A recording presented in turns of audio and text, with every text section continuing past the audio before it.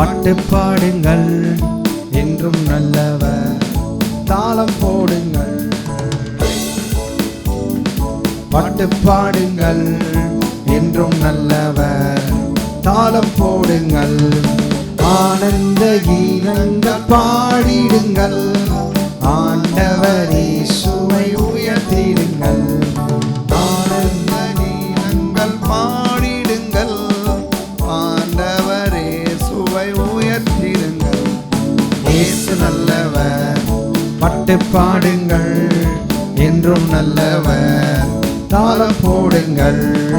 இயேசு நல்லவர், பாட்டு பாடுங்கள் என்றும் நல்லவர், தாளம் போடுங்கள். இரக்கத்தில் ஐஸ்வர்ய சம்பன்னரவர், அவர் இரக்கங்கள் காலை தோறும் புதியவைகள். இரக்கத்தில் ஐஸ்வர்ய சம்பன்னரவர், அவர் இரக்கங்கள் காலை தோறும் புதியவைகள். மனதுருக்கம் நிறைந்தோரவர், மன்னிப்பில் தயை பெருத்தோரவர். மனதுருக்கம் நிறைந்தோரவர், மன்னிப்பில் தயை பெருத்தோரவர். கர்த்தர் நல்லவர் என்று பாறை சாற்றுங்கள், கர்த்தர் நல்லவர் என்று பாறை சாற்றுங்கள்.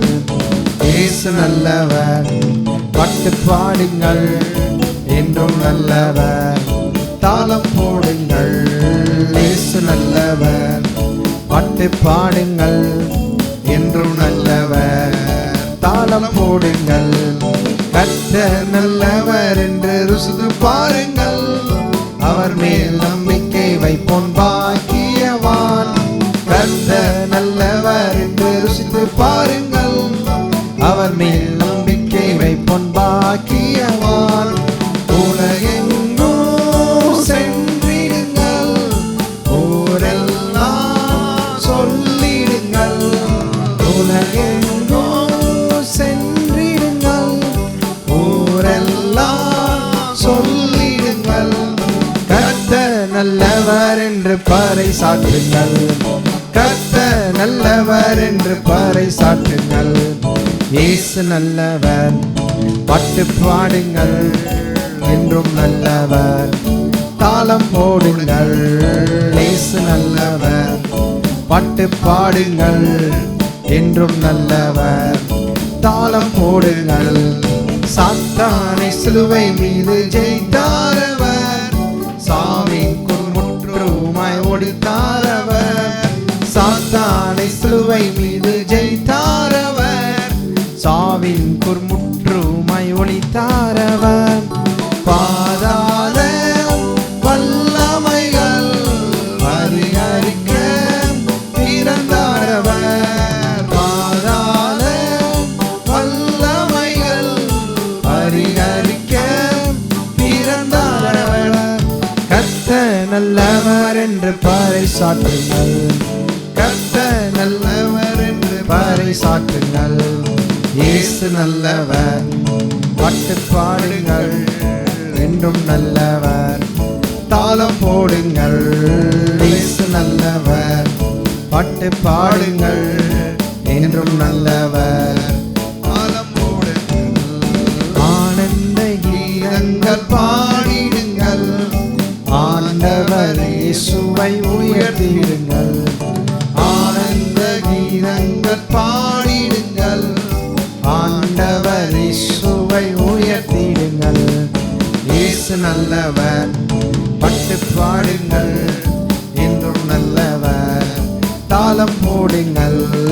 இயேசு நல்லவர், பாட்டு பாடுங்கள் என்றும் நல்லவர், தாளம் போடுங்கள்.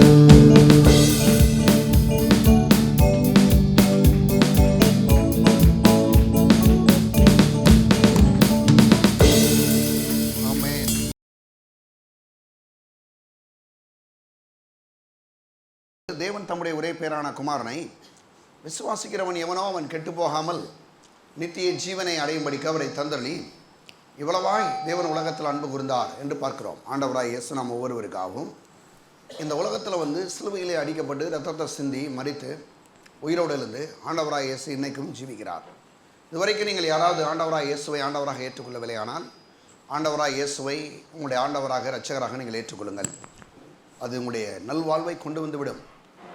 ஆண்டவராக இயேசுவை நீங்கள் ஆண்டவராக ஏற்றுக்கொள்ளுங்கள். ஆண்டவராக இயேசுவை ஏற்றுக்கொண்ட தேவனுடைய பிள்ளைகள் இந்த உலகத்தில் வெற்றியான ஆசீர்வாதமான ஒரு பெரிய செழிப்பான வாழ்க்கையை வாழ்வதற்கென்று தேவன் நம்மை அழைத்திருக்கிறார். அப்படிப்பட்ட ஒரு செழிப்பான ஒரு வாழ்க்கையை வாழ்வது கர்த்தருடைய சித்தமாக திட்டமாக இருக்கிறது. நாம் செழிப்பாக இருப்பது கர்த்தருடைய சித்தமா அப்படின்னா வேதம் சொல்லுது, செழிப்பாக இருப்பது நாம் ஆண்டவராக இயேசுவை ஆண்டவர் ஏற்றுக்கொண்டிருக்கிறோம். நம்ம எல்லாரும் செழிப்பாக இருப்பது கர்த்தருடைய சித்தம். இன்றைக்கி என்ன சப்ஜெக்டில் நம்ம பேசுகிறோம் அப்படின்னா, பொருளாதாரத்தை குறித்து ஏன் மக்கள் பயப்படுறாங்க, பொருளாதார செழிப்பை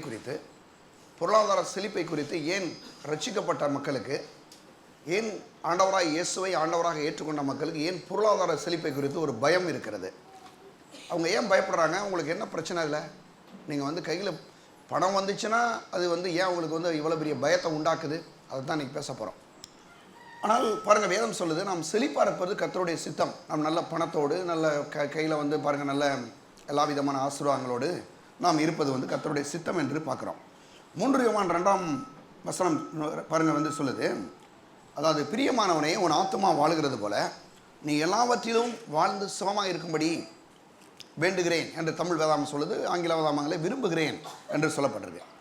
அப்போ பிரியமானவனே, உன் ஆத்துமா வாழுகிறது போல நீ எல்லாவற்றிலும் வாழ்ந்து செழிப்பாக இருக்கும்படி, சுகமாக இருக்கும்படி, செழிப்பாக இருக்கும்படி விரும்புகிறேன்னு சொல்லி அங்கே அப்போஸ்தலனாகிய யோவான் காயுன்னு சொல்லக்கூடிய தன்னுடைய சீசனுக்கு சொல்கிறத பார்க்குறோம்.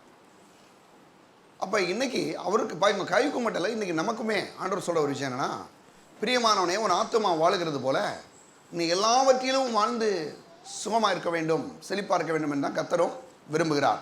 கர்த்தருடைய விருப்பத்தை அங்கே அவர் எழுதியிருக்கார். அப்போ கர்த்தருடைய விருப்பம்னா என்ன சொல்கிறாரு? நம்ம சுகமாக இருக்கணும், செழிப்பாக இருக்கணும், அதுதான் கர்த்தருடைய சித்தம். அது மட்டும் இல்லாமல் சங்கீதம் 35ஆம் அதிகாரம் 27ஆம் வசனம் சொல்லுது, எல்லோரும் எடுத்துங்க. என் நீதி விளங்க விரும்புகிறவர்கள் கெம்பீரித்து மகிழ்ந்து தமது ஊழியக்காரருடைய சுகத்தை விரும்புகிற கர்த்தருக்கு மகிமை உண்டாவதாக என்று எப்பொழுதும் சொல்ல கடவர்கள். என்ன சொல்கிறாரு? என் நீதி விளங்க விரும்புகிறவர்கள் கெம்பீரித்து மகிழ்ந்து தமது ஊழியக்காரருடைய சுகத்தை விரும்புகிற கர்த்தருக்கு மகிமை உண்டாவதாக. தம்முடைய ஊழியக்காரருடைய சுகத்தை விரும்புகிற கர்த்தருக்கு மகிமை உண்டாவதாக. அழகோனிய ஊழியக்காரர்கள் நீங்கள் சொல்லும்போது ஆபிரகாம், ஈசாக்கு, யாக்கோப்பு, தாவீது போன்றவர்கள் அங்கே ஊழியக்காரன் சொல்கிறார், ஆதிபக்தர் எல்லாரையுமே. அப்போ இன்னும் கொஞ்சம் நீங்கள் பார்த்தீங்கன்னா, ஊழியக்காரர்களே இவ்வளவு சுகமாக இருக்கணும், செழிப்பாக இருக்கணும்னு கர்த்தர் விரும்பும்போது இன்றைக்கி அவருடைய பிள்ளைகள் நம்ம சொல்லுது, அவருடைய நாமத்தின் மேல் விசுவாசம் உள்ளவர்களாக ஏற்றுக்கொண்டுள்ள எத்தனை பேர்களோ அத்தனை பேரிலும் தேவனுடைய பிள்ளைகளாகும்படி தேவன் அவர்களுக்கு அதிகாரம் கொடுத்தார். அப்போ இன்றைக்கி நாம் தேவனுடைய பிள்ளைகளாக இருக்கிறபடினாலே கண்டிப்பாக தாசர்களோட பிள்ளைகள் என்ன நல்லா இருக்குன்னு சொல்லி கர்த்தர் விரும்புவாரா இல்லையா? கண்டிப்பாக விரும்புவார். அப்போ நம்ம செழிப்பாக தான் கர்த்தருடைய சித்தம் திட்டமாக இருக்கிறது. அது மட்டும் இல்லாமல் அநேகர் செழிப்பை கண்டு இவங்க பயப்படுறதுக்கு என்ன காரணம்? கையில் பணம் வந்தால் நம்ம பாவம் செஞ்சிருவோன்றது சிலர் நினைக்கிறாங்க. சிலர் பரலோகத்துக்கு நம்ம போக மாட்டோன்னு சொல்கிறாங்க. சிலர் நம்ம பின்மாறி போயிடுவோன்றாங்க. பணம் வந்தால் நல்லா நடந்துட்டுறாங்க. அவங்க பணம் கையில் வந்துச்சுன்னா இவங்களுக்கு ஏன் இவ்வளோ பெரிய பயம்? பரலோகத்துக்கு போக மாட்டோம் ஒன்று, ரெண்டாவது பின்மாறி போயிடுவோம், ஒருவேளை பாவம் செஞ்சுருவோம் அப்படின்னு ஏன் இவங்களுக்கு இந்த பயம் வந்திருக்கு அப்படின்னா, இந்த பயத்துக்கு ஒரு முக்கிய காரணமே இந்த பணத்தை குறித்து இவர்களுக்கு சரியான வெளிச்சம் இல்லை, அறிவில்லை அப்படின்னு தான் நம்ம சொல்ல முடியும் இல்லையா? ஏன்னா வேதம் சொல்லுது, கர்த்தருடைய ஆசீர்வாதமே ஐஸ்வர்யத்தை தரும், அதனோட வேதனையை கூட்டார். கர்த்தருடைய ஆசீர்வாதம் தான் ஐஸ்வர்யத்தை கொடுக்க தருப்பே தவிர பிசாசு கொடுக்கறது இல்லவே கிடையாது. யாரையுமே பிசாசு இந்த உலகத்தில் பணக்காரன் ஆக்குறான்னா கிடையாது, பிச்சைக்காரன் தான் ஆக்குறான் இல்லையா? அவன் ஒரு பிச்சைக்காரன், அவனை மாதிரியே பிச்சைக்காரன் ஆக்குறான். ஆனால் வேதம் என்ன சொல்லுதுன்னா, கர்த்தருடைய ஆசீர்வாதமே ஐஸ்வர்யத்தை தரும், அதனோட வேதனையை கூட்டார். அப்போ பணத்தை ஒரு ஆள் ஒரு ஆள் பணம் இருக்கிறா, அவனை கர்த்தர் என்ன பண்ணுறாரு? ஆசீர்வதித்திருக்கிறாருன்னு அர்த்தம் இல்லையா? அநேகர் அதை பற்றி பாருங்க ஏற்றுக்கிறதே கிடையாது. ஆனால் இங்கே சொல்லப்பட்டிருக்கு என்னென்னா, செழிப்பை கண்டு உங்கள் பயப்படுறதுக்கான முதல் காரணம் என்னென்னா, குறிப்பாக பொருள்களுக்கும் பொருளாசைக்கும் உள்ள ஒரு வித்தியாசம் தெரியாதவர்களாக இருக்கிறார்கள். முதல் காரணத்தை கவனிங்க. பொருளுக்கும் பொருள் ஆசைக்கும் உள்ள வித்தியாசம் அவங்களுக்கு தெரியல. பொருள்னா என்னது, பொருள் ஆசைனா என்னென்னா அவங்களுக்கு புரிய மாட்டுது. இப்போ முதல் என்ன பண்ணுறோன்னா, பொருள்னா என்னன்றதை உங்களுக்கு கவனிப்போம் நம்ம இல்லையா? எடுங்க நீதிமொழிகள் 24ஆம் அதிகாரத்தை எடுங்க. 3-4 வசனங்களை நம்ம எடுத்துக்கொள்ளலாம். சொல்கிறாரு, வீடு ஞானத்தினால் கட்டப்பட்டு விவேகத்தினால் நிலைநிறுத்தப்படும், அறிவினாலே அறைகளில் அருமையும் இனிமையுமான சகலவித பொருள்களும் நிறைந்திருக்கும். நல்லா கவனிங்களேன். என்னன்னா இப்போ வீடு வந்து என்னதான், வீடு ஞானத்தினாலே கட்டப்பட்டு விவேகத்தினால் என்ன செய்தாம், நிலைநிறுத்தப்படும். அப்போ வீடு கட்டுறதே கடவுளுடைய ஆசீர்வாதம். அதை புரிஞ்சுக்கிட்டீங்களா? வீடு கட்டுறது என்னது? கத்தர். எல்லாம் சொல்லுங்க, வீடு கட்டுறது கத்தருடைய ஆசீர்வாதம். ஆமாம், வீடு இல்லாத கூட சத்தமாக சொல்லுங்கள், வீடு கட்டிடலாம். சரியா? வீடு இருக்கிற ஆளுங்க நல்லா இன்னும் சாங்கவே சொல்லலாம் வீடு, இல்லையா? ஏன்னா அங்கே சொல்கிறாரு, வீடு ஞானத்தினாலே கட்டப்பட்டு விவேகத்தினால் நிலைநிறுத்தப்படும். என்ன பண்ணுறாரு? வீடு கட்டுறது வந்து ஒரு கத்தருடைய மிகப்பெரிய ஒரு ஆசீர்வாதம், இல்லையா? அவர் சொல்கிறாரு, நீ நல்ல வீடுகளை கட்டி குடியிருப்பாய். கட்டும் போதே நல்ல வீடாக கட்டன்றார் அவர். அப்போ நல்ல வீடு கட்டுறது, அந்த வீடு வந்து எப்படி கட்டப்படும்? வீடு ஞானத்தினாலே கட்டப்பட்டு விவேகத்தினால் நிலைநிறுத்தப்படும். என்ன பண்ணுறாங்க? ஒரு வீடு கட்டும்போது நிறையா பிளான் பண்ணுறாங்க. நிறையா இன்றைக்கி பாருங்கள், இன்ஜினியர்ஸ் வந்து என்ன பண்ணுறாங்க, வந்து சொல்கிறாங்க, இந்த இடத்துல நீங்கள் பில்லர் போடணும், இந்த இடத்துல வந்து இவ்வளோ போடணும், இவ்வளோ ஆழம் தோண்டணும், இதில் இதை பண்ணணும், அதை பண்ணணும், நிறைய கொடுக்குறாங்க, இல்லையா? நிறைய ஐடியா கொடுக்குறாங்க. இதில் இந்த மாதிரி மெட்டீரியலாக நீங்கள் யூஸ் பண்ணணும் அப்படின்னா சொல்கிறாங்க, இல்லையா? இதுக்கெல்லாம் வந்து ஒரு அறிவு தேவைப்படுது. அது மட்டும் இல்லாமல் ஞானன்றது என்னென்னா என்னது, அதாவது ஞானன்றது என்னென்னா அறிவையும் புத்தியையும் கரெக்டாக பயன்படுத்தக்கூடிய ஒரு விஷயம் தான் ஞானம். அறிவுனா என்னென்னா நம்ம படித்து கற்றுக்கொண்ட விஷயம். புத்தின்றது எது அப்படின்னா பாருங்கள், எந்த நேரத்தில் எதை செய்யணுன்ற ஒரு ஐடியா. சிலருக்கெல்லாம் எந்த நேரத்தில் என்னத்தையாவது செய்ய வேண்டியதான். சிலர்லாம் பார்த்தீங்கன்னா வேலை செய்கிற நேரத்தில் தூங்குவான், தூங்குற நேரத்தில் வேலை செய்வான். பார்த்துருக்கீங்களா நீங்கள்? இந்த மாதிரிலாம் நீங்கள் பார்த்துருக்கீங்களா? நல்லா கவனிங்க. வேலை செய்கிற நாட்களில் வந்து வேலை செய்யணுங்க. குறிப்பாக வாலிபர்களாக இருந்தால் நான் உங்களுக்கு சொல்கிறேன், வேலை செய்கிற காலத்தில் போய் நீங்கள் என்ன பண்ணக்கூடாது, ஊரை சுற்றிட்டு சாப்பிட்டு திரும்ப திரும்ப தூங்கக்கூடாது. அது ரொம்ப சிக்கலாக போயிடும், இல்லையா? வேலை இதெல்லாம் நல்ல காலம், இல்லையா? நல்ல வாலிப நாட்களில் நல்ல வேலையை செய்ய கற்றுக்கொள்ளணும். பெற்றோர்களும் நீங்கள் என்கரேஜ் பண்ணணும், பிள்ளைகளை வந்து சொல்லணும், என்ன வேலை கிடைக்குதோ போ. வீடை கொடுத்த கடவுள் வீட்டுக்கு தேவையான பொருளை கொடுக்க மாட்டாரு. என்ன நினைக்கிறீங்க? வீடை கொடுத்துட்டு நீ வாட்டுக்கு சும்மா எம்டியாக போட்டுருன்னா சொல்லுவார், பால் அடைஞ்ச மண்டபம் மாதிரி. இல்லைங்க, வீட்டில் வந்து அறிவினாலே, வீட்டில் அறைகளிலே அருமையும் இனிமையுமான சகலவித பொருள்களும் நிறைந்திருக்கும் வீடு முழுவதும். அதுதான் கர்த்தருடைய ஆசீர்வாதம். அப்போ என்ன சொல்கிறாரு? கர்த்தர் வந்து ஒரு மனுஷனை ஆசீர்வதிக்கும் போது வீடு ஞானத்தினாலே கட்டப்பட்டு அது விவேகத்தினாலே நிலைநிறுத்தப்படுகிறது. அறிவினாலே, கர்த்தரை குறித்த அறிவினாலே, தேவனுடைய வார்த்தை குறித்த அறிவினாலே என்னது, அது என்னது வீட்டின் அறைகளே அருமையும் இனிமையான பொருட்கள் என்ன செய்தாம், நிறைந்திருக்கும். இப்போ வீடு முழுவதையும் என்னது, நிறைய பொருட்கள் என்ன செய்தால் நிறைந்திருக்கும் என்று சொல்கிறார். அப்போ பொருட்கள் அப்படின்னும் போது இந்த பொருள் வந்து நம்மளை ஏதாவது கெடுத்துருமா? யாராவது வாஷிங் மிஷின் கெடுத்தது நீங்கள் பார்த்துருக்கீங்களா? என்ன சொல்கிறீங்க? வாஷிங் மிஷின் பாஸ்டர் எங்களை வந்து கெடுத்து பிடிச்சி பாஸ்டர் பைபிள் படிக்கக்கூடாதுன்னு சொல்லுது, அது எங்களை சர்ச்சுக்கு போகக்கூடாதுன்னு சொல்லுது அப்படின்னு ஏதாவது ஒரு வாஷிங் மிஷின் எனக்கு பார்த்து பேசுகிறேன் நீங்கள் கேட்டிருக்கீங்களா? அது ஒன்றும் கேட்காது. நீங்கள் சுவிட்சை போட்டிங்கன்னா அது துணியை உள்ள தூக்கி போட்டிங்கன்னா துவைச்சு கொடுக்கும், இல்லையா? இல்லைன்னா அது பாட்டுக்கு எனக்குனா நிற்கும். ஆன் பண்ணிங்கன்னா ஓடு இல்லைன்னா நிற்கும். இது யாரையும் எதுவும் கெடுக்க போகிறதே இல்லை. சரியா? இப்படி வீட்டில் வந்து நிறையா பொருட்கள் இருக்குது. இந்த பொருட்கள் ஒருபோதும் யாரையும் கெடுக்கிறதே இல்லை. வீடு யாராவது கெடுக்குதா? ஒரு வீடு, ஒரு சொந்த வீடு கட்டிட்டேங்க, அந்த வீடு என்னை கெடுத்துச்சு பாஸ்டர் அப்படின்னு யாராவது சொல்ல முடியுமா? கர்த்தர் சொல்கிறாரு, வீடு விவேகத்தினால் ஞானத்தினால் கட்டப்படும், விவேகத்தினால் நிலைநிறுத்தப்படும். வீட்டின் அறைகளிலே அருமையும் இனிமையான சகலவித பொருள்களும் நிறைந்திருக்கும்னா அப்போ வீடும் கெடுக்கிறது கிடையாது, வீட்டில் இருக்கக்கூடிய பொருளும் யாரையும் கெடுக்கிறது கிடையாது, இல்லையா? அப்போ பொருள்களோ எதுவும் வந்து யாரையும் கெடுக்கிறது கிடையாது. நீங்கள் வீடு வச்சுருந்தா பரலோகத்துக்கு போக மாட்டீங்க, நீங்கள் பின்மாறி போயிடுவீங்க அப்படின்லாம் வந்து சொல்கிறது வந்து முழுக்க முட்டாள்தனம், இல்லையா? அப்போ வீடு வந்து கர்த்தருடைய ஆசீர்வாதம். வீட்டில் இருக்கக்கூடிய பொருட்கள் எது கர்த்தர் கொடுக்கக்கூடிய ஆசீர்வாதம் என்பதை நாம் அறிந்து கொள்ள வேண்டும். அநேகர் என்னன்னு சொல்கிறாங்கன்னா, வீடு இருக்கிறதே தப்பு, அங்கே பரலோகத்தில் வந்து ஒரு வீடு ஆண்டவர் வச்சுருக்காரு. நான் சொல்கிறேன், பரலோகத்திலே தங்க வீடு வச்சுருக்காரு. இங்கே ஒரு செங்கல்ல ஒரு வீடு கட்டிட்டு போனேன்னா இல்லை என்ன உனக்கு குறைஞ்சி போகுது? நல்ல ஒரு வீட்டில் இருந்துட்டு நல்ல சந்தோஷமாக போகணும் பாருங்கள். அப்போ இப்படியெல்லாம் வந்து பாருங்கள், ஒரு தவறான ஒரு பொருளாதாரத்தை கொடுத்த ஒரு தவறான எண்ணங்கள். அப்போ ஒரு நல்ல ஒரு வீடோ நல்ல பொருட்களோ யாரையும் கெடுக்கிறது கிடையாது, யாரையும் பின்மாறி போக வைக்கிறது கிடையாது, யாரையும் பரலோகத்துக்கு போக விடாமல் தடை செய்கிறதே கிடையாது. அப்போ பொருள், நல்ல வீடு இருக்கிறது, அந்த பொருள்கள், அந்த வீட்டில் நிறையா பொருட்கள் இருக்கிறது, அதெல்லாம் கர்த்தருடைய ஆசீர்வாதம் என்பதை நாம் அறிந்து கொள்ள வேண்டும். அது மட்டும் இல்லாமல் இந்த ஆளுங்களுக்கு என்ன பிரச்சனை அப்படின்னா, இந்த பொருளுக்கும் பொருளாசைக்கும் உள்ள வித்தியாசம் தெரிய மாட்டுது. எடுங்க இன்னொரு பர்சனுக்கு நீதிமொழிகள் 1ஆம் அதிகாரம் 19வது வசனத்தை எடுங்க. பொருள் ஆசை எல்லாருடைய பொருளாசை உள்ள எல்லாருடைய வலியும் இதுவே, இது தன்னை உடையவருடைய உயிரை வாங்கும். பொருளாசை அப்படி நல்லா கவனிங்க. பொருளுக்கும் பொருள் ஆசைக்கும் உள்ள வித்தியாசத்தை நீங்கள் நல்லா கவனிக்கணும், சரியா? பொருள் ஆசைனா என்னென்ன அப்படின்னா, இவ்வாறு சொல்லப்பட்டிருக்கு, பொருளாசை எல்லாருடைய வழியும் இதுவே, இது தன்னை உடையவனுடைய உயிரை என்ன செய்யும்?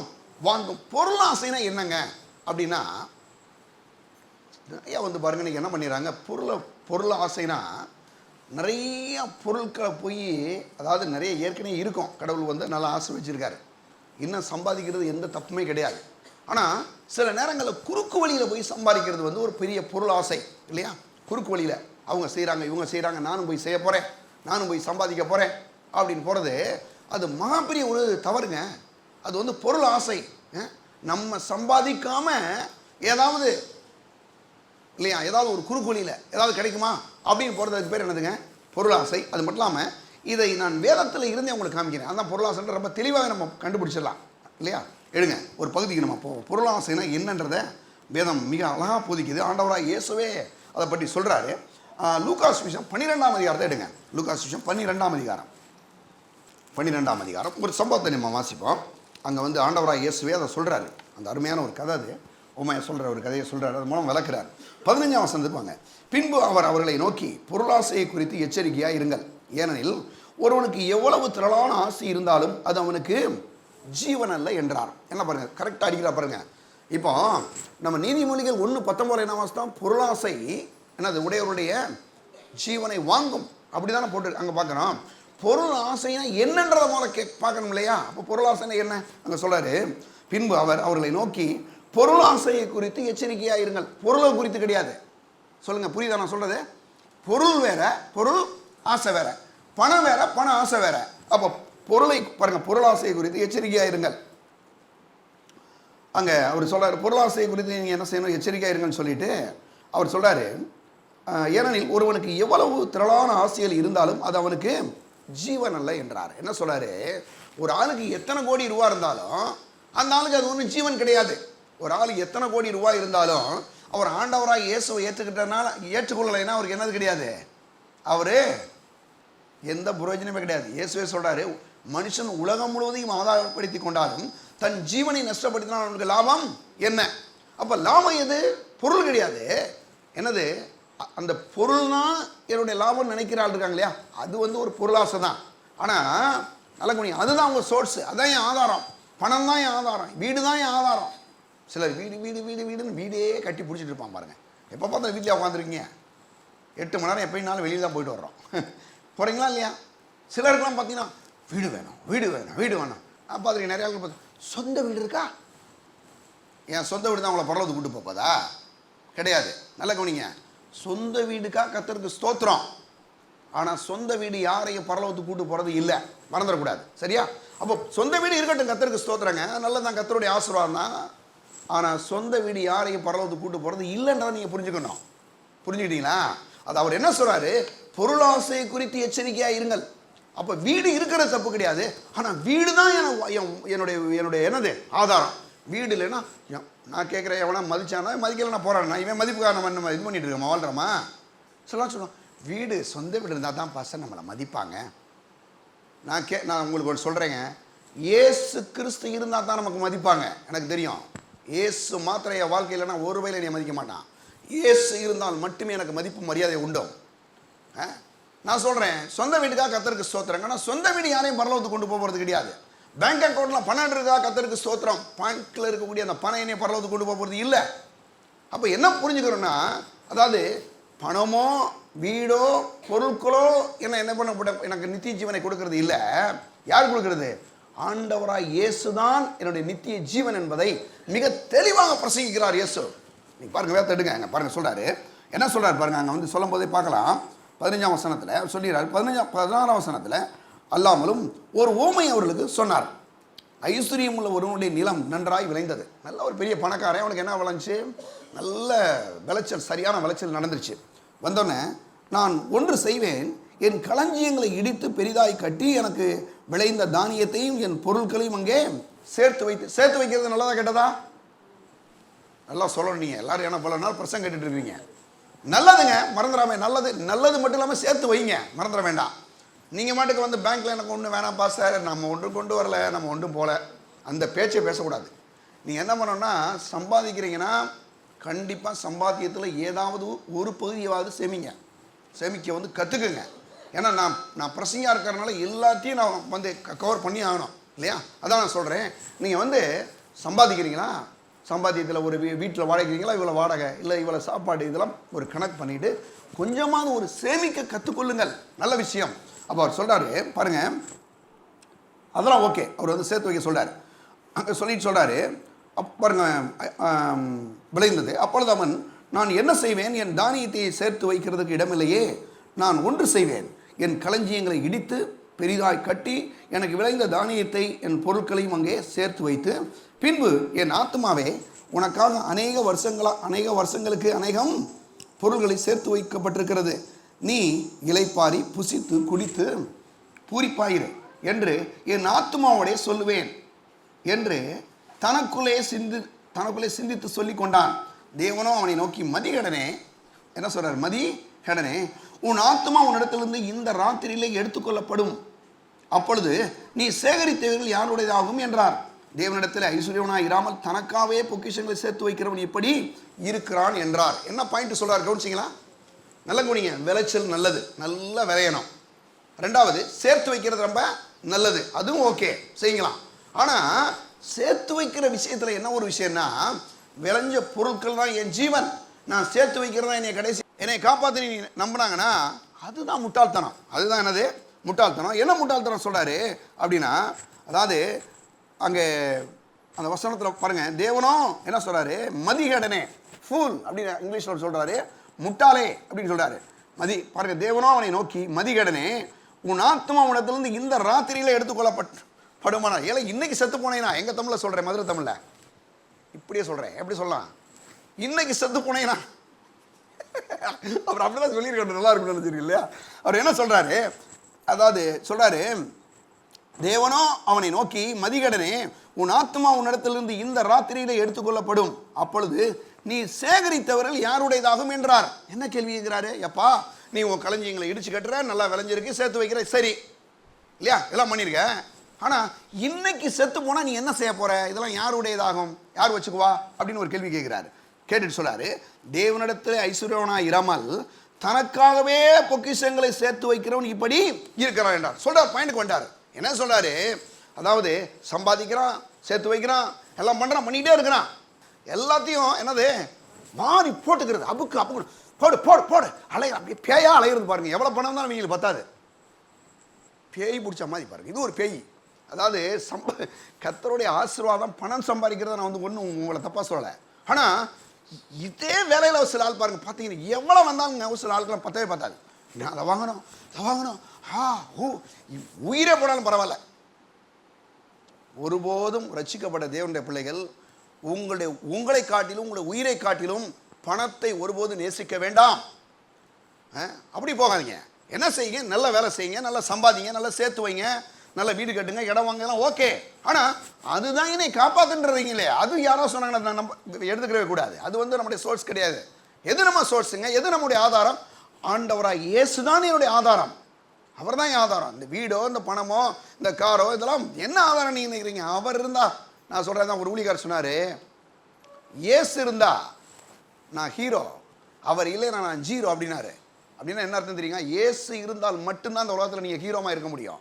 இல்லைன்னா எத்தனை கோடி பணம் என்ன இருந்தாலும் ஒன்றுமே கிடையாது, ஒன்றும் இல்லை.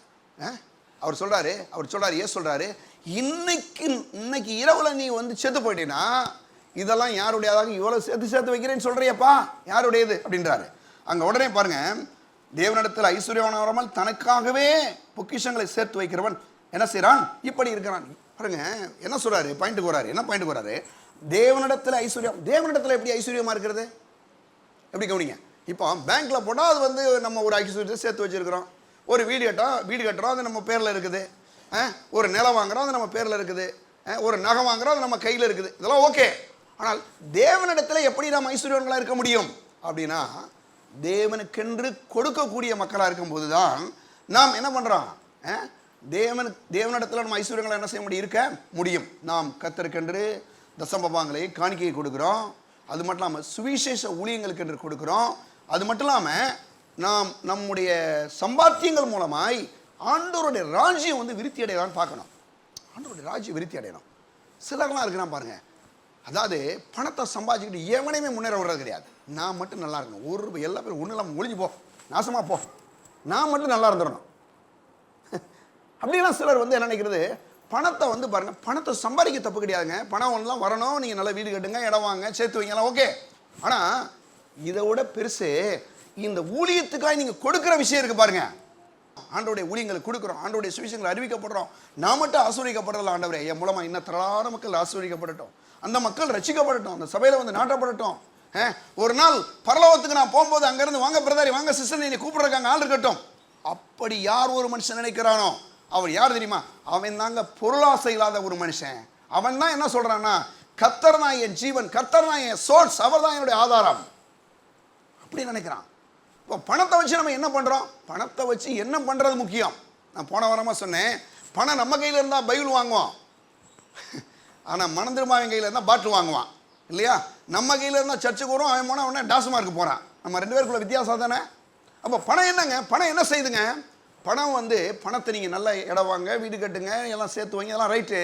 ஆனால் எல்லாத்த விட கர்த்தருடைய ராஜ்யத்தில் விதைக்கக்கூடிய மக்களாக இருக்க வேண்டும், கர்த்தருடைய ஊழியங்களை கொடுக்கக்கூடிய மக்களாக. நான் சம்பாதிக்கிறேன், இவ்வளோ பணம் இருக்குது, கடவுள் அவருடைய ஊழியத்துக்கு கொடுக்க போகிறேன், அவருடைய இது என் மூலமாக நான் சம்பாதித்த பணத்தின் மூலமாக இன்னும் ஒரு 10 பேர் ரட்சிக்கப்படட்டும், இந்த சுவிசேஷம் அறிவிக்கப்படட்டும். என்னை மாதிரி நான் ஒரு நாள் ஏழையாக இருந்தேன், என்ன மாதிரி இன்னும் ஒரு 10 பேர் என்ன செய்யட்டாமே ஐஸ்வர்யவனாக மாறட்டும், ஆசீர்வதிக்கப்படட்டும். அந்த அன்பு இருக்கு பார்த்தீங்களா? அதைத்தான் அவர் சொல்கிறாரு. நீ இடிச்சு கட்டி பெருசாக கட்டி உள்ள போட்டுகிட்டே இரு, நீ எதுவும் கொடுக்காத. இது ஆண்டவர் கொடுக்கறது கிடையாது, ஊழியத்துக்கு கொடுக்கறது கிடையாது, எதுவுமே பண்ணுறது. அப்படி இருக்கிற ஆளுகளுக்கு என்ன ஆயிரும்னா, மொத்தமாக எவனாவது அடிச்சுட்டு ஓடி போயிடுவான். அவரே சொல்கிறாரு, என்ன சொல்கிறாரு? இன்று ராத்திரியிலே என்னது உன் ஆத்மா எடுக்கப்பட்டால் நீ சேர்த்து வைத்தாலாம் யாருடையதாகும் அப்படின்னு கேட்குறாரு. நான் சொல்கிறேன், அப்போ அவர் ஒரு விஷயத்த சொல்கிறாரு, பொருளை குறித்தும் பொருளாசை குறித்து வித்தியாசம் என்னங்க? பொருள் இருக்கலாம், நல்ல வீடு இருக்கலாம், நல்ல இடம் இருக்கலாம், நல்ல எல்லா வசதியும் இருக்கட்டும். ஆனால் எல்லா வசதியோடு கூட என் ஆண்டோடைய ராஜ்யம் இந்த உலகத்தில் வளரட்டும், அதுக்குன்னு கொடுக்கக்கூடிய மக்கள். என் கூட இருக்கிறவன் பாருங்கள், நான் சொல்கிற தேவனுடைய பிள்ளையில் உங்கள் ஊர் பக்கத்தில் நிறைய பேர் இருக்காங்க, உங்கள் கம்பெனியில் நிறைய பேர் வேலை செய்கிறாங்க, உங்கள் கடைகளில் வேலை செய்கிறாங்க, உங்கள் கூட நிறைய பேர் வேலை செய்கிறாங்க. இந்த மாதிரி மக்களுக்கு நீங்கள் என்னைக்காவது ஒரு நாள் சுவிசேஷம் சொல்லியிருக்கீங்களா? உங்கள் பணத்திட்ட உங்களுக்கு ஏதாவது லாபம் வந்திருக்கா? நீங்கள் என்னைக்காவது ஆண்டவரை பற்றி சொல்லி அவரை கொண்டு இந்த இடத்துல நீ கொண்டு நிப்பாட்டி இருக்கிறீங்களா? ஆண்டவரே, எனக்கு கொடுத்த அந்த பணத்துக்காக உங்களுக்கு ஸ்தோத்திரம், எனக்கு நல்ல வீடை கொடுத்துருக்கீங்க, நல்ல இதெல்லாம் கொடுத்துருக்கீங்க. ஆனால் என் மூலமாக, என் பணத்து மூலமாக, நான் இந்த உலகத்தில் இருக்கிறது மூலமாக யாராவது என் மூலமாக ரட்சிக்கப்பட்டு இந்த சபைக்கு வந்திருக்கானா அப்படின்ற ஒரு கேள்வியை நீங்கள் கேட்க வேண்டும். பொருளாசை வேற, பொருள் வேறங்க. பொருள் இருக்கலாம், பொருள் நல்ல, நான் அதை தான் திரும்ப சொல்கிறேன், பொருளாசை என்பது வேறு, பொருள்ன்றது வேற. அப்போ பொருள்ன்றது நீங்கள் எவ்வளோ வேணாலும் சம்பாதிங்க, நல்லா எல்லாத்தையும் பயன்படுத்திங்க, ஒரு நாள் அது உங்களை கெடுக்காது. ஒரு வாஷிங் மிஷின் கெடுக்காது, உங்களை வீடு கெடுக்காது, ஒரு கார் உங்களை கெடுக்க போகிறது இல்லை. காரை வச்சு நீங்கள் என்ன செய்கிறீங்க? உங்கள் வீடை வச்சு என்ன செய்கிறீங்க? உங்களுடைய சில காரியங்களை வச்சு என்ன பண்ணுறீங்க? கர்த்தருக்கென்று கொடுக்கக்கூடிய மக்கள் இருக்கிறாங்க இல்லையா? ஒரு வீடு இருக்கா, அந்த வீட்டில் ஒரு ப்ரேயர் மீட்டிங் நடக்கட்டும், ஒரு சண்டே ஸ்கூல் நடக்கட்டும், அப்படின்னு திறந்து கொடுக்கக்கூடிய மக்கள் இருக்க. உங்களுக்கு வீடு கொடுத்ததில் அவருக்கு ஒரு அர்த்தம் இருக்குங்க. வீடை கட்டி எல்லா பேரும் தான் வீடு கட்டுறான், எல்லா பேரும் தான் கல்யாணம் என்னென்னமோ பண்ணுறான். நான் சொல்கிறேன், அவனுக்கு நமக்கு வித்தியாசம் இல்லை, வித்தியாசம் இருக்குங்க. அப்போ என்ன பண்ணணும்? பொருளாசைன்றது ரொம்ப நீங்கள் நினைக்கிற மாதிரி என்னடா பாஸ் இப்படி பேசுகிறாரு நினைக்காங்க. இப்படி தான் இந்த சப்ஜெக்டை பேசணும். ஏன்னா நிறைய பேருக்கு என்ன பிரச்சனைனா, பொருள் வந்தால் நீ கெடுத்துரும், பொருள் வந்தால் நான் பரலோகத்துக்கு போக மாட்டேன், நான் பின்மாறி போகிறேன். ஏன் பின்மாறி போகிறேன்? நீ இந்த பணத்தை வச்சு சுவிசேஷம் சொல்லிப்பாரு, இந்த பணத்தை வச்சு 4 பேருக்கு ஆண்டவரை பற்றி சொல்லி சபையில் கொண்டு வந்து நிப்பாட்டிப்பாரு. உங்கள்கிட்ட கூட இருக்க வேலை செய்கிறாள்கிட்ட சொல்லு, உங்கள்கிட்ட வேலை செய்கிறாள்கிட்ட சொல்லி என்னைய மாதிரி இந்த மக்கள் நல்லா இருக்குன்னு சொல்லிப்பாரு. அதுக்கு பேர் பொருளாசை கிடையாது, அதுக்கு பேர் கர்த்தரை குறித்த ஆசை. கர்த்தரை குறித்த ஆசை இருக்கிற மனுஷன் பொருளை அற்பமாக நினைப்பாங்க. பணம் நத்திங், பணன்றது ஒன்றும் பெரிய விஷயமே கிடையாது. நீங்கள் நினைக்கிற மாதிரி பணம் எல்லாத்தையும் சாதிச்சு நீங்கள் நினச்சிங்கன்னா ஒன்றுமே பண்ண முடியாது, ஒன்றும் பண்ணவே முடியாதுங்க. பணம் அவசியம், தேவை தான். ஆனால் பணம் தான் என் உயிர் நீங்கள் நினச்சிங்கன்னா ரொம்ப தப்பு பண்ணுறீங்கன்னு அர்த்தம். தப்பான ஒரு முடிவு நீங்கள் போகிறீங்க. ஒரு நாளும் பணம் உங்களுக்கு உதவி செய்ய அந்த மாதிரி ஒரு ஆள் பாருங்க. நேற்று ஒரு ஆள் என்னை ஜோமனை கூப்பிட்டுருந்தாரு. எத்தனையோ லட்சக்கணக்கில் போய் பண்ணுறான், செலவழிச்சு பார்க்குறான், ஒன்றும் காப்பாற்ற முடியல. இருந்தால என்ன பண்ணுவீங்க? கர்த்தர் மட்டும் ஒரு மனுஷனுக்கு ஜீவனாக இருப்பார், ஆனால் அவனை அற்புதமாக தேவன் பாதுகாத்து கொள்கிறார். நான் சொல்கிறேன், நீங்கள் இந்த பொருளை குறித்தும் பொருளாசை குறித்தும் வித்தியாசம் கண்டுகொள்ளணும். அப்போ பணம் வேணும், வீடு வேணும், எல்லா ஆசையும் வேணும். எல்லாத்த விட இயேசு எனக்கு வேணும், அவருடைய ராஜ்யம் வேணும், அவருடைய ஊழியத்தில் நான் விதைக்க போகிறேன். இந்த பணத்தின் மூலம் என்கிட்ட கர்த்தர் கொடுத்த பணத்து மூலமாக பல ஆயிரமான மக்கள் ஆசீர்வதிக்கப்படுவார்கள் என்ற முடிவுக்கு நீங்கள் வருவீங்கன்னு சொன்னால் உங்களுக்கு கர்த்தர் இன்னமும் பொருளை நிறையா கொடுப்பாருங்க. நான் சொல்கிறேன், இந்த சபையில் இருக்கக்கூடிய உங்கள் ஒவ்வொருவருக்குள்ளேயும் இப்படிப்பட்ட ஒரு தாகம் பற்றி எறிய வேண்டும்.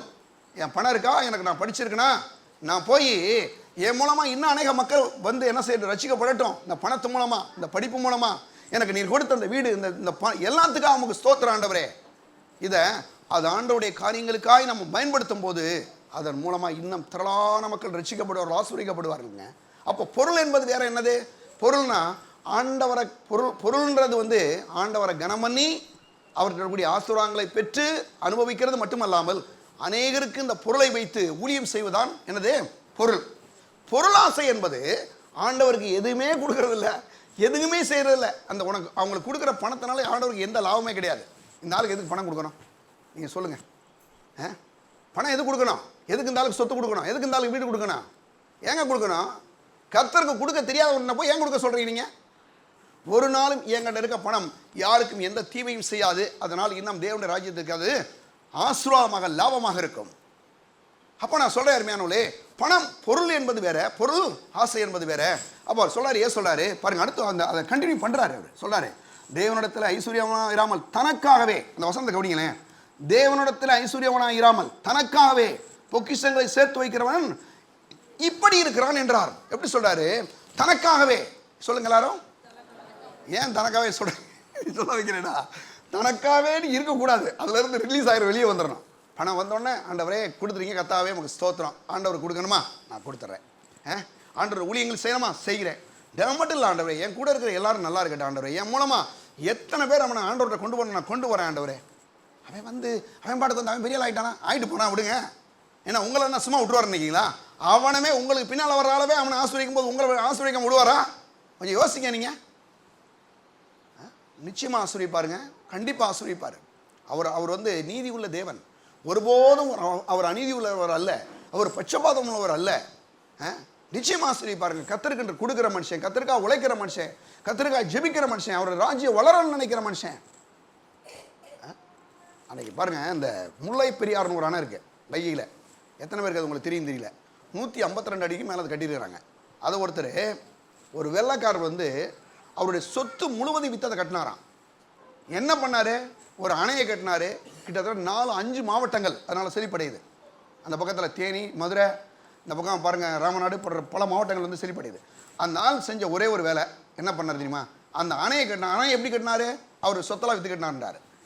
இன்றைக்கி இயேசுனார் உங்களை யாராவது சொத்தெல்லாம் விற்று கொடுக்க சொன்னாரா? உங்களை யாரையும் சொத்தை விற்று கொடுக்க சொல்லலைங்க. என்ன சொல்கிறார் தெரியுமா?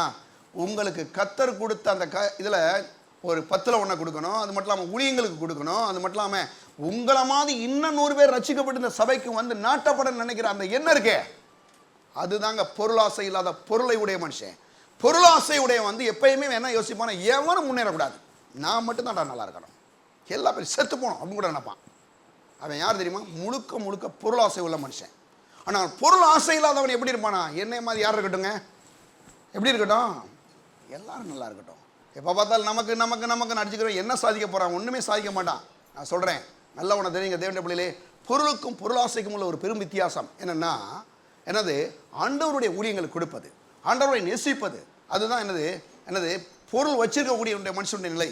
ஆனால் பொருளாசை என்பது தனக்கு தனக்கு தனக்கு தனக்கு அடிச்சுக்கிறான்னா ஒருவேளை பின்மாறி போனாலும் போவான், அவன் ரட்சிப்பேர் கூட போகக்கூடிய வாய்ப்பு கூட இருக்குது. ஏன்னா இவனுக்கு என்னது? இவனுடைய ஆதாரம்லாம் எது?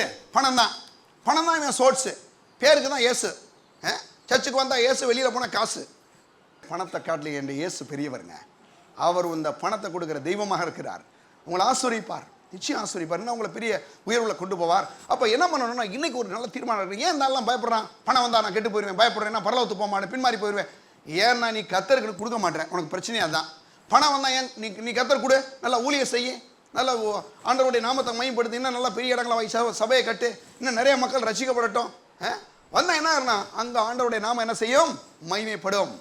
ஓகே, அப்போ இயேசு இதை சொல்கிறாரு. இதில் வந்து இன்னொரு அதை முடிச்சிடலாம் இருங்க, இன்னொன்று ஒரு விஷயத்துக்கு போகலாங்க. அவர் சொல்கிறார், கண்டினியூ பண்ணுறாரு, ஒரு பெரிய கண்டினியூ கொடுத்துட்டே வராரு.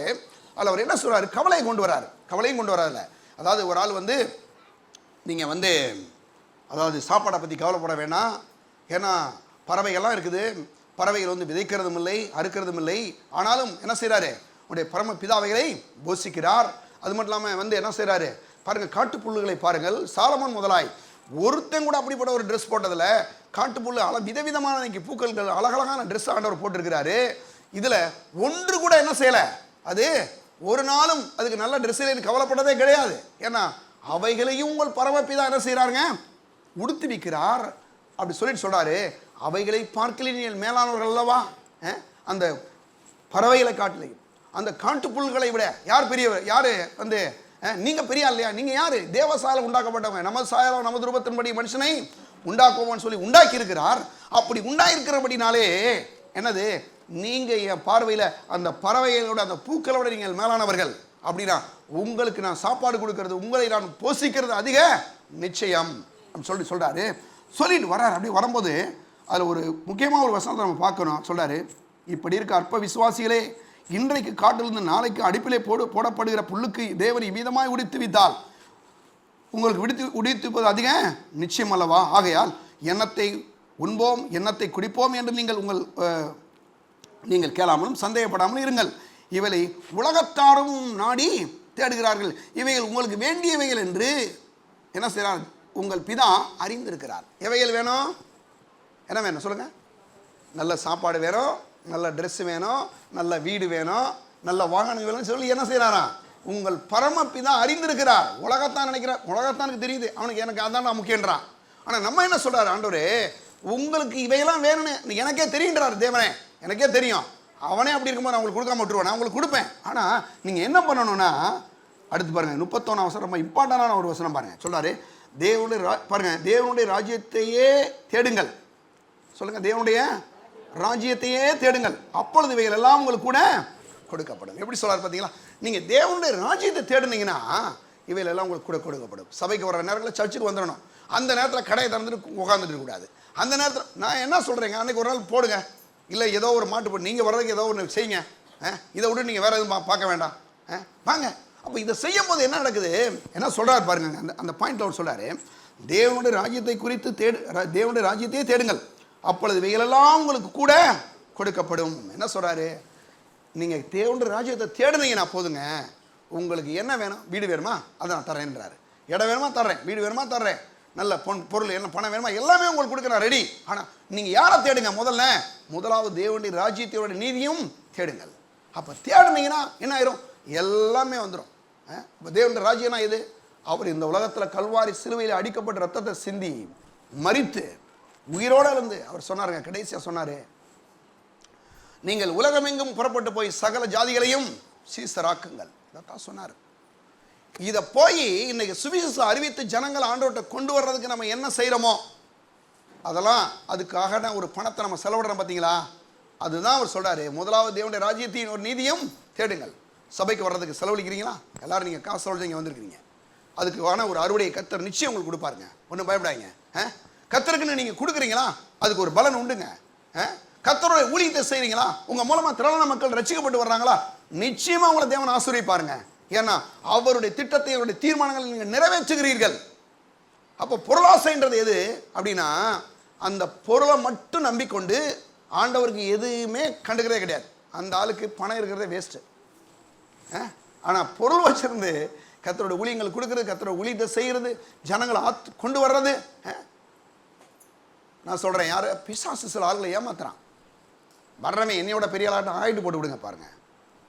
முதல்ல சொல்கிறாரு, முதலாவது தேவனுடைய ராஜ்யத்தின் நீதியும் தேடுங்கள், அப்போ உங்களை இவெல்லாம் என்னது கூட நீங்கள் தேடி பாருங்கள், நீங்கள் ஊழியத்தை செஞ்சு பாருங்கள், ஊழியத்தை கொடுத்து பாருங்கள்.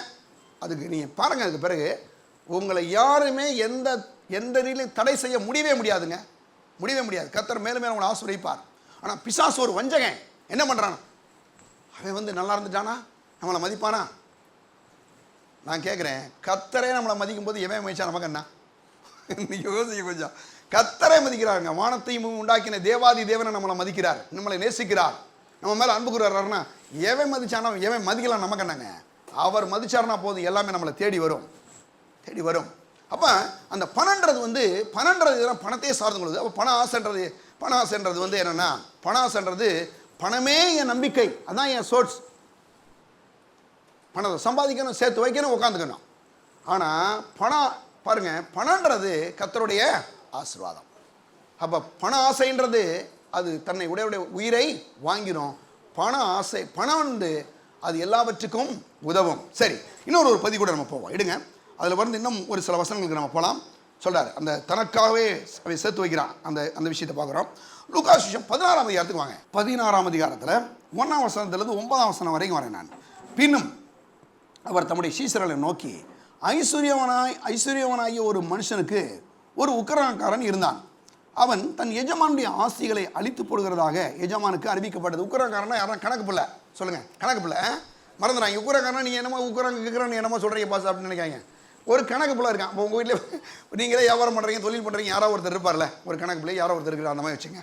சரியா? ஒரு கணக்கு பிள்ளை இருக்கான், உக்கிரகாரன் தான்.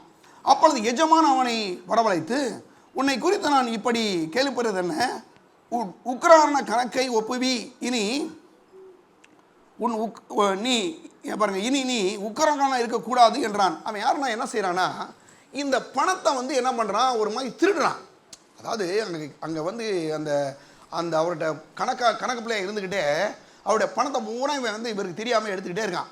இந்த விஷயம் வந்து இவனுக்கு இந்த முதலாளிக்கு தெரிஞ்சிச்சு. விஷயம் தெரிஞ்சு போச்சு. சொல்லிட்டான், ஐயா இங்கே பாருங்க, உங்கள் கணக்கு பிள்ளை சரியில்லைங்க, எல்லாம் உங்கள் பொருளை பூரா ஆட்டை போட்டு உள்ள கொடுத்துக்கிட்டு இருக்கான், எல்லாம் எடுத்துகிட்டு போயிட்டு இருக்கிறான், எல்லாம் திருடி சேர்க்குறான் இல்லையா, நீங்கள் கொஞ்சம் கவனமாக இருங்க அப்படின்னு சொல்லி அந்த முதலாளிகிட்ட சொல்கிறாங்க. விஷயம் வருது. இயேசு தான் அந்த கதையை சொல்கிறார், மறந்துட வேணாம் இல்லையா. அப்படி சொல்கிறார். அப்படி சொன்ன உடனே அப்பொழுது வந்து அந்த எஜமான் அந்த ஓனர் கேட்குறாரு. என்ன கேட்குறாரு எஜமான் வந்து, இங்கே பாரு, உன்னுடைய உக்கிரங்க கணக்கு ஒப்புவி, இனிமேல் நீ உனக்கு இந்த வேலையை தரமானே, போ, நீ வந்து திருட்டு போயிடாரு ஓடுறா அப்படின்றாரு. அப்படின்னு சொன்னோன்னே இப்போ என்ன செய்கிறான் பாருங்க. அப்பொழுது உக்கிரகாரன், நான் என்ன செய்வேன், என் எஜமான் உக்கிரகான விசாரிப்பிலிருந்து என்னை தள்ளி போடுகிறானே, கொத்துகிறதுக்கு எனக்கு பலன் இல்லை, இறக்கவும் வெட்கப்படுகிறேன். ரெண்டு விஷயத்தை சொல்கிறான். அதாவது கணக்கு பிள்ளையாக இருந்தாலும் கொண்டு போய் நீங்கள் போய் களவட சொன்னேன் என்ன எப்படி இருக்கும், அவன் கரெக்டாக அடிக்கிறான். கணக்கு பிள்ளையாக இருந்து பழகியாச்சு இத்தனை வருஷமா. இப்போ அவனை கொண்டு போய் களை வெட்டுறான்னு சொன்னால் எப்படி வெட்டுமா முடியுமா? அவனால் முடியாது. அவன் ஒரு முடிவுக்கு வர்றான். என்ன சொல்கிறான், கொத்துகிறதுக்கும் எனக்கு என்ன பலன் இல்லை அப்படின்னு சொல்கிறான். அடுத்து இன்னொரு விஷயத்தையும் சொல்கிறான், இறக்கவும் எனக்கு என்னது அவன் சொல்கிறான் பாருங்க, எனக்கு பலன் இல்லை, இறக்கவும் வெட்கப்படுகிறேன். இறக்கவும் என்ற அந்த தமிழுக்கு ரொம்ப தூய தமிழில் போட்டிருக்காங்க, பிச்சை எடுக்கிறதுக்கும் அப்படின்னு சரியான அர்த்தம். இறக்குறதுனா பிச்சை எடுக்கிறதுக்கும் எனக்கு வெக்கமாக இருக்குது. இந்த ரெண்டு விஷயத்தை வந்து சொல்கிறான். ஒரு விஷயம் என்ன சொல்கிறான், எனக்கு பலன் இல்லை, என்னை போய் களவட சொன்னாலும் களவட முடியாது. அப்படி ரெண்டாவது விஷயம், என்னை பிச்சை எடுக்க சொன்னால் எனக்கு வெக்கமாக இருக்குது. ஏன்னா நான் இந்த இவ்வளோ பெரிய ஓனர் நான் என்ன பண்ணுறேன், இவ்வளோ கணக்கு பிள்ளையாக இருந்தேன். சில ஊர்களுக்கு சொல்ல வாங்க கணக்கு பிள்ளை அப்படின்னு கூப்பிடுவாங்களா, பார்த்துறீங்களா? கணக்கு பிள்ளை தான் ஓனரோட ரொம்ப எல்லாருக்கும் தெரிஞ்சிருப்பார் இல்லையா, மேனேஜர்ஸ் எல்லாம் வந்து தெரிஞ்சிருப்பாங்க. உடனே அவன் ஒரு முடிவுக்கு வர்றான். என்ன செய்கிறான் பாருங்களேன். உடனே அவன் ஒரு முடிவு எடுக்கிறான். அந்த வேலையை விட்டு தூக்க போறாருன்னா ஒரு முடிவுக்கு வர்றான். என்ன முடிவு பாருங்களேன், உக்கிரகாரனை விசாரிப்பை விட்டு நான் வந்து தள்ளி போடும்போது என்னை தாங்கள் வீடுகளிலே ஏற்றுக்கொள்வார் உண்டாகும்படி செய்ய வேண்டியது என்னதென்று எனக்கு தெரிய வந்தது என்று தனக்குள்ளே சொல்லி கொண்டான். சரி, இந்த ஆள் என்னை வேலையை விட்டு தூக்க போகிறான், ரைட்டு. தூக்கின பிறகு இப்போ இதுவரைக்கும் எனக்கு கணக்கு பிள்ளைன்னு கூப்பிட்டவன் மரியாதை கொடுப்பான், வாங்க கணக்கு பிள்ளை அப்படின்னு ஒரு சலிட்டு அடிப்பான், பார்த்துறீங்களா? அப்போ உடனே வந்து என்ன பண்ணுறான் பாருங்க, 5ஆம் வசனத்தில் தன் எஜமானத்திலே கடன்பட்டவர்களை ஒவ்வொருவனாக வரவழைத்து முதலாவது வந்தவனை நோக்கி, நீ எஜமானத்திலே பட்ட கடன் எவ்வளவு என்றான். முதல்ல கடன் வேண்டாம், நிறைய பேர் வாங்கியிருக்கான் அந்த எஜமான்ட்ட, அந்த பேர் அந்த ஓனர்கிட்ட நிறைய கடை வட்டிக்கு வாங்கியிருக்கான் போல. வாங்கினவன்ட்ட போனால் அவன் என்ன கூப்பிட்டான், இங்கே பாரு நீ எவ்வளோ கடை வாங்கியிருக்க சொல்லு அப்படின்னு கேட்டான். அவன் 100 குடம் எண்ணெய், இன்னைக்கு இருக்க மாதிரி ஒரு 1 லட்ச ரூபா கடையை கொடுத்தேங்க, ஒரு 2 காசு வட்டிங்க, மாதம் 2000 ரூபா கொடுக்கலாம் சொல்ல முடியாது. அப்படிலாம் கிடையாது. இது எப்படின்னு சொல்கிறீங்க கேட்குறீங்களா? 100 கூட எண்ணெய் அப்படின்னு வச்சுங்க. 100 கூட எண்ணெய்னா 100 கூட எண்ணெய் வாங்கிட்டு திரும்ப 100 கூட எண்ணெய் கொடுக்கணும். அந்த நாட்டில் பொருளாதார மாற்றங்கள் ஏற்பட்டுச்சு. 100 கூட கொடுத்தானா அவன் திரும்ப 100 கூட கொடுக்கணும். அதான் கடை. அந்த மாதிரி பொருள்கள் அடிப்படையில், பண அடிப்படையில் இல்லாமல். அப்போ உடனே அவன் என்ன பண்ணுறான், நோக்கி அதாவது கேட்குறான். அவன் 100 குடம் எண்ணெய் என்றான். அப்பொழுது உக்கிரகாரன் அவனை நோக்கி, நீ உன் சீட்டை வாங்கி உட்கார்ந்து 50 என்று சீக்கிரமாக எழுது. முதல்ல ஒருத்தன் வந்தவனை கேட்டான், 100 கூட வாங்கியிருக்கியா, சீக்கிரம் வாங்கி வா, 50 எழுதப்பா அப்படின்றான். வேகமாக அவன் 50 எழுதிட்டான். அடுத்து வர்றான் பாருங்க, என்ன நடக்குது பாருங்களேன். பின்பு அவன் வேறொருவனை நோக்கி, நீ பட்ட கடன் எவ்வளவு என்றான். அவன் 100 கலம் என்றான். அப்பொழுது அவன், நீ உன் சீட்டை வாங்கி 80 என்று எழுது, 80 மூட்டை அப்படின்னு எழுது, அதில் ஒரு 20 மூட்டை கிடைக்கும். அப்படின்றான். எதுக்கு இதெல்லாம் விடுறானுங்க? இவனுக்கு கிடையாது. இவன் என்ன டெக்னிக்கல் யூஸ் பண்ணுறான்னு மட்டும் நீங்கள் கவனிங்க. இயேசு எப்படி கொண்டு போகிறாரு. அப்போ அவன் சொல்கிறான் 80 அநீதியுள்ள உக்கிரக்காரன் புத்தியாய் செய்தான் என்று எஜமான் கண்டு அவனை மெச்சிக்கொண்டான். இந்த கதையை படிக்கிற சிரிப்பு வந்துடும். என்ன அப்படின்னா, இவன் திருட்டு பையன். இந்த கணக்கு பிள்ளை எங்க வந்தவன் 100 கூட என்ன வாங்கியிருக்கான்ல, அவன் 50 எழுதிட்டான். இவனை வாட்சி பண்ணுற கொடுத்தான், உட்கார வச்சுட்டான். அவன் தெளிவான இல்லை. இவனை பற்றி தான் ஏற்கனவே சந்தேகமாகி போச்சு. அப்புறம் அவனை சும்மா விடலாமா? இவன் இந்த கணக்கு பிள்ளையை பாரு, இவன் வேலையை விட்டு போகிறான். இவன் என்னத்தான் கோல்மால் பண்ணி விட்டுருவான். அதனால் நீ உட்காரு, இங்கே உட்காரு அப்படின்னு ஒருத்தர் உட்கார சொல்லிட்டான். உட்கார வச்சு என்ன பண்ணிட்டான், அவன் என்னென்ன செய்கிறான்னு பாருன்னொன்னே இவன் இந்த ஒருத்தன் வாட்ச் பண்ணிட்டு இருக்கான். வாட்ச் பண்ணி அவன் என்ன பண்ணுறான் தெரியுமா? ஐயா சாமி இங்கே பாருங்க, அவன் 100ன்றதை 50 எழுதி சொல்லிட்டாங்க. அடுத்து 100 மூட்டை கோதுமை சொன்ன என்ன 100 சொன்னால் அவன் 80 எழுத வச்சுட்டான். அப்படின்றத விஷயம் யார்கிட்ட போயிடுச்சு?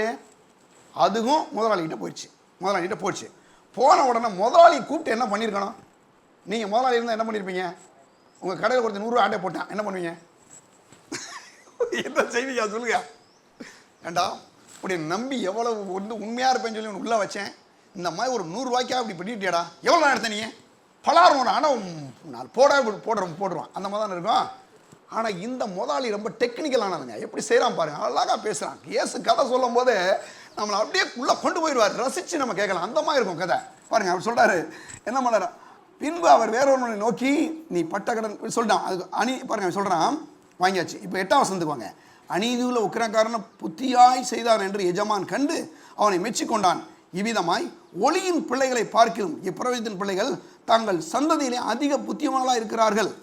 நான் உங்களுக்கு சொல்கிறேன், நீங்கள் மாளும்போது உங்களை நித்தியமான வீடுகளிலே ஏற்றுக்கொள்வார் உண்டாகும்படி அநீதியான உலகப் பொருட்களால் உங்களுக்கு சிநேகரை சம்பாதியுங்கள். கொஞ்சத்திலே உண்மை உள்ளவன் அநேகத்திலே உண்மை உள்ளவனாக இருக்கிறான், கொஞ்சத்திலே அநீதி உள்ளவன் அநேகத்திலே அநீதி உள்ளவனாக இருக்கிறான் என்றார். நல்லா கவனிங்களா. அதுக்கடுத்து 11ஆம் வசனத்தில் அநீதியான உலகப் பொருட்களை பற்றி நீங்கள் உண்மையாயிராவிட்டால் யாரும் உங்களை நம்பி உங்களிடத்தில் மெய்யான பொருளை ஒப்புவிப்பார்கள். எப்படி பார்த்தீங்கன்னா அடுத்த வசனத்துக்கு வராரு. வேறொருவனுடைய காரியத்திலே நீங்கள் உண்மையாயிராவிட்டால் உங்களுக்கு யாதொன்றையும் சொந்தமாக கொடுப்பவர் யார் சொல்றாரு. என்ன சொல்றாரு? உடனே அந்த கணக்குள்ளே கூப்பிட்டு சொல்றாரு, பரவாயில்ல, வெரி குட்யா, சூப்பர் அப்படின்னாரு. இவன் பார்க்குறான், திருதுன்னு பார்க்குறான். எதுக்குடா இருந்தாலும் இப்படி சொல்கிறான் அப்படின்னு பார்க்குறான். பார்த்தோன்னு சொல்கிறான், பரவாயில்ல, ரொம்ப புத்திசாலி நீ. ஏன்னா என்கிட்டே வேலை பார்த்துட்டு என்கிட்டே 100 குடம் வாங்கி என்ன பண்ணுற, 50 குடம் எழுத வேற சொல்லிட்டு அந்த 50 குடத்தை விட்டு கொடுக்க சொல்கிற. 50 குடம் தான். இப்போ 100 குடம் வாங்கினா 50 குடம் கொடுத்தா போதும். 100 களம் அந்த கோதுமை வாங்கினவன் 80 கொடுத்தா போதும். எவ்வளோ புத்திசாலி சிரமம் பண்ணியிருக்க, பரவாயில்லையா, வெரி குட் அப்படின்றான். சொன்னால் பக்கத்தில் கூட பார்க்குறான், என்னடா இந்த ஆளுக்கு என்ன கிறுகிறு பிடிச்சிச்சா அப்படின்னு பார்க்குறான். சொன்ன உடனே அந்த கதை இயேசு கொண்டு போகிறார் பாருங்க. சொல்கிறாரு, என்ன சொல்கிறாருன்னா, அதாவது அந்த அநீதி உள்ள உக்கிரக்காரனை நீங்கள் பார்த்தீங்களா, அவன் என்ன சொல்கிறான், வேலையை விட்டு தூக்குனா கூட பரவாயில்ல, ஒரு நாள் இவன் அந்த என்ன பண்ணான், 100 குடம் வாங்கினதுக்கு 50ன்னு விட்டானே, அந்த 50க்காவது இவனுக்கு ஏதாவது ஒரு உதவி செய்யலான்னு வெளியில் போன அவன் செய்வான்னு அவன் நம்பி செஞ்சானான். 2வது விஷயத்தை கவனிங்க. 100 வாங்கினவன் அடுத்து 80ன்னு எழுத சொன்னான் இல்லையா, அந்த 20 வாங்கினவன் பரவாயில்லப்பா, நான் 100 200 அந்த 20 கொடுக்காம நீ விட்டுட்டேன் பரவாயில்ல, நல்லதாக செஞ்சேன் எனக்கு அப்படின்னு சொல்லி வெளியில் போகும்போது மற்றவெல்லாம் மதிக்கலைன்னா கூட இந்த 2 பேர் கண்டிப்பாக மதிப்பானா இல்லையாங்க?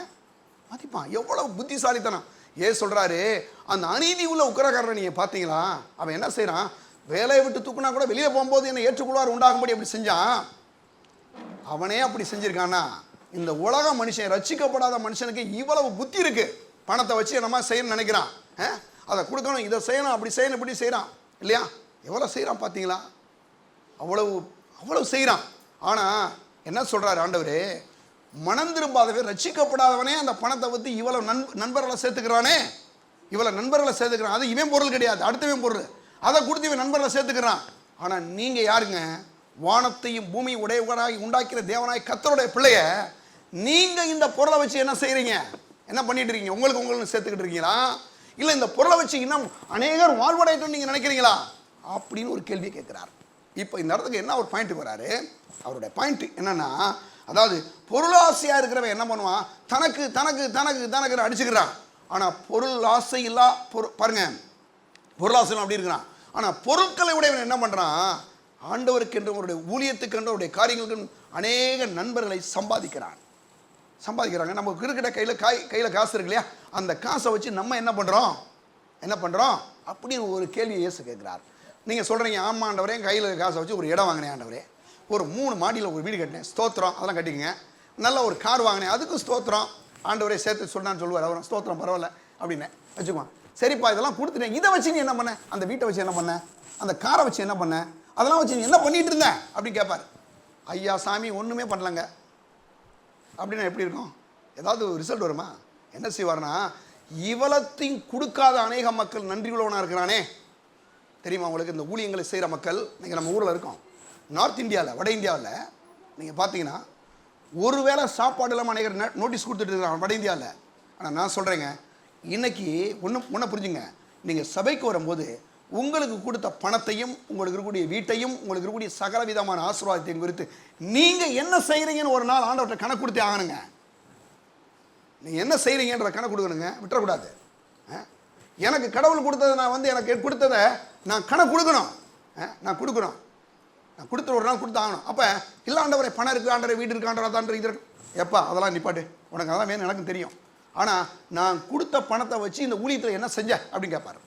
அதுக்கு நம்ம என்ன ஆன்சர் பண்ண போகிறோம் சொல்லுங்கள்? அப்போ பொருளுக்கும் பொருளாசைக்குள்ள என்ன வித்தியாசம்?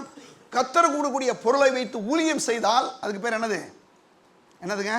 கர்த்தருடைய பொருளாதாரத்தை குறித்த ஆசீர்வாதம்.